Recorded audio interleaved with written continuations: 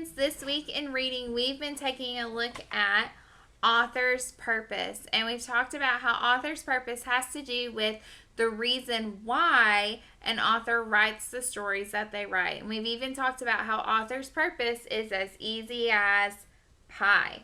One of the reasons why we said authors write the books they write is to persuade us.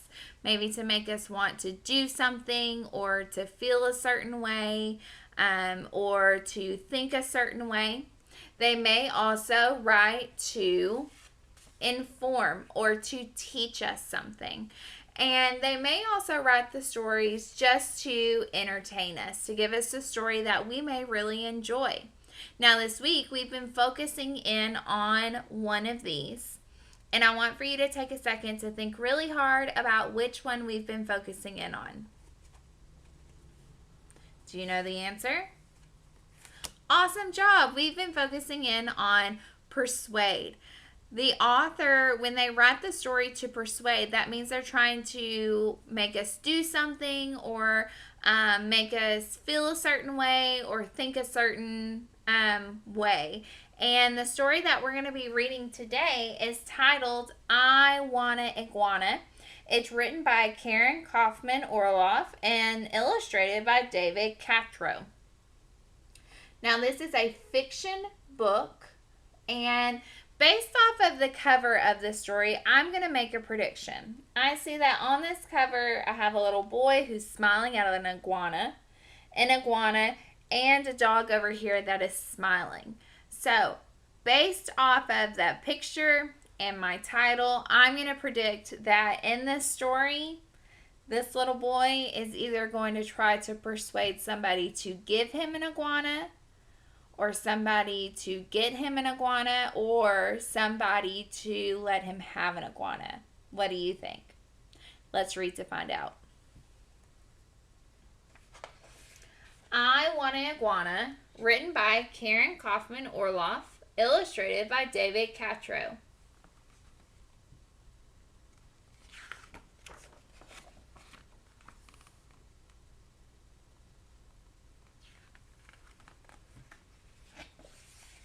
Dear Mom, I know you don't think I should have Mikey Gulligan's baby iguana when he moves, but here's why I should. If I don't take it, he goes to Stinky, and Stinky's dog Lurch will eat it. You don't want that to happen, do you?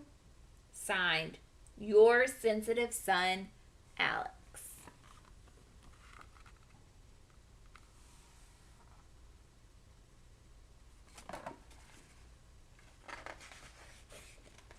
Dear Alex, I am glad you're so compassionate, but I doubt that Stinky's mother will let Lurch get into the iguana's cage. Nice try, though. Love, Mom. So already at the beginning of the story, I see that Alex is trying to persuade somebody to let him have an iguana. Who is he trying to persuade? His mom. You're right.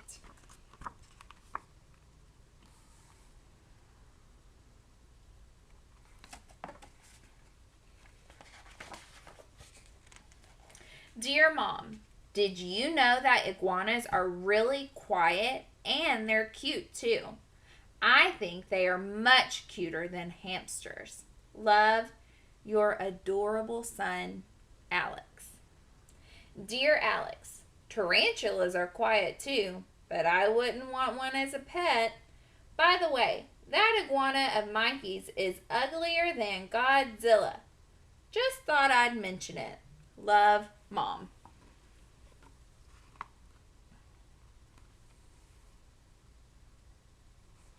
Let's stop and make a prediction. So Alex is trying to persuade his mom to let him have an iguana. And has it worked yet? Nope. So, do you predict, is it going to work by the end of the book? Do you think he's going to be able to persuade his mom or not? Let's read to find out. Dear Mom, I would never have to see... Dear Mom, you would never have to see the iguana. I'll keep his cage in my room on the dresser next to my soccer trophies. Plus, he's so small, I bet you'll never even know he's there. Love and a zillion and one kisses. Alex. Dear Alex, iguanas can grow to be over 6 feet long. You won't have enough space in your whole room, much less on your dresser, with or without your trophies. Love, Mom.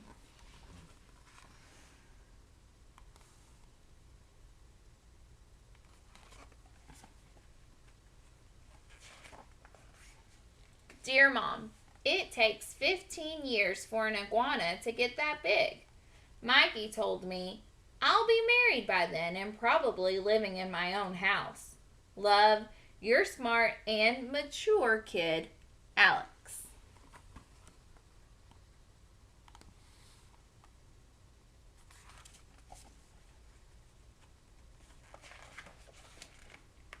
Dear Alex, how are you going to get a girl to marry you when you own a 6 foot long reptile?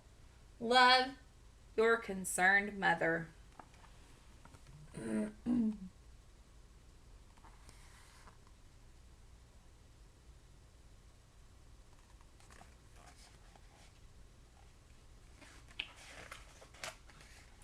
Dear Mom, forget the girl. I need a new friend now. This iguana can be the brother I've always wanted. Love, your lonely child, Alex.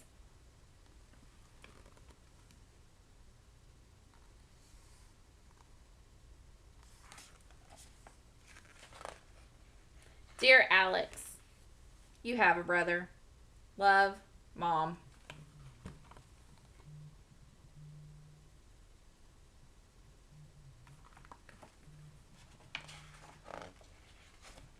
Dear Mom, I know I have a brother, but he's just a baby. What fun is that? If I had an iguana, I could teach it tricks and things. Ethan doesn't do tricks. He just burps and poops. Love, grossed out, Alex. Dear Alex, how do you know you're ready for a pet? Remember what happened when you took home the class fish? Love, Mom.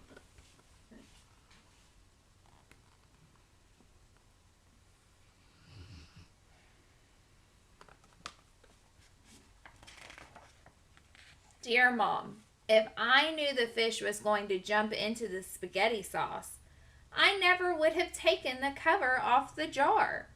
Love, your son who has learned his lesson. P.S. Iguanas don't like spaghetti. Dear Alex, let's say I let you have the iguana on a trial basis. What exactly would you do to take care of it? Love, Mom.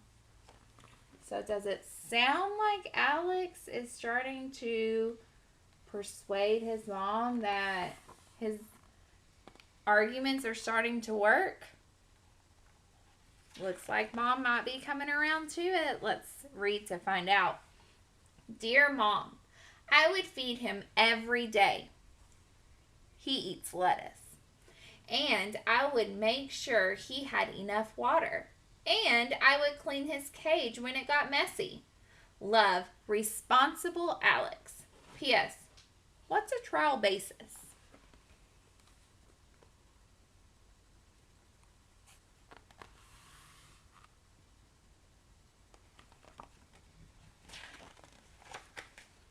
Dear Alex, a trial basis means Dad and I see how well you take care of him for a week or two before we decide if you can have him forever.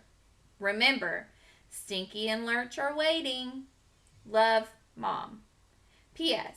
If you clean his cage as well as you clean your room, you're in trouble. Dear Mom, I'll really try to clean my room and the iguana's cage. Also, listen to this.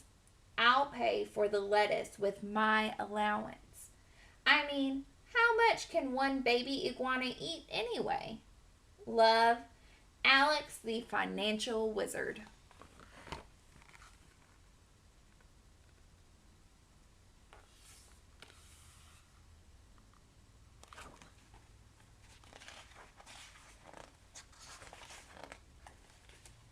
Are you sure you want to do this, Alex? Yes, Mom.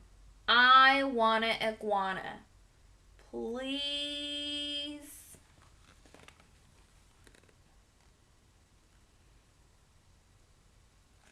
Let's think back to our prediction. Do you predict that his mom is going to let him have an iguana? Let's see. Dear Alex, look on your dresser. Love, Mom. What do you think is going to be on his dresser?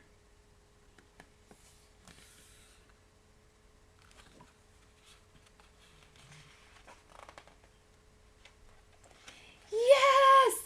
Thank you! Thank you! What did he find on his dresser? And iguana! So, in this story, Alex tried and tried and tried to persuade his mom to let him have an iguana. And did it work? It sure did. Absolutely. He was able to come up with all of these different reasons why it would be an awesome idea for him to have an iguana. Now, as you read your books this week, I want you to continue to be thinking about what the author is persuading you to do or to think or to feel. In this book, the author was using the character to show what they were persuading to do. Also, in your learning packet for this week, you have a page that has a couple of questions about this story. I would love for you to take a few minutes to answer those questions and then have a parent or a guardian take a picture of it and send it to your teacher so that we can see all of the awesome things that you learned in the story I Wanna Iguana today. Written by Karen Kaufman Orloff and illustrated by David Cathro. Thank you guys so much for listening, and I hope you have a wonderful rest of your week.